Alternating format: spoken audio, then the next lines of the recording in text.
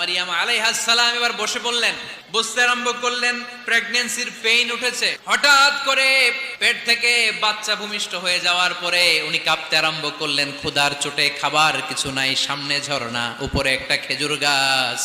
সাইয়েদনা ঈসা আলাইহিস সালামকে কোলে নিয়ে মারিয়াম আলাইহিস সালাম মনে মনে ভাবে, হায় রে, কেউ যদি একটু খেজুর পেড়ে দিত, এই ক্ষুধার মুহূর্তে আমি খেজুর খেয়ে পেটের ক্ষুধা নিবারণ করতাম। রব্বুল আলামিন মারিয়ামকে উদ্দেশ্য করে আয়াত নাজিল করে দিলেন, হুজ্জি ইলাইকি বিজিযআইন নাখলা।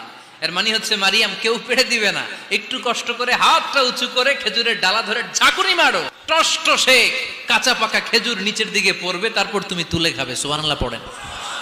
আল্লাহ চাইলে অটোমেটিক্যালি কারামাত হিসেবে খেজুরগুলো নিচে ফেলতে পারতেন না? আল্লাহ শিক্ষা দিয়েছে, যেই পরিস্থিতিতে থাকো না কেন, তোমাকে শ্রম ব্যয় করে কষ্ট করে তোমার উপার্জন করতে হবে, রিজিকের বন্দোবস্ত করতে হবে। চিল্লায় বলেন ঠিক কিনা?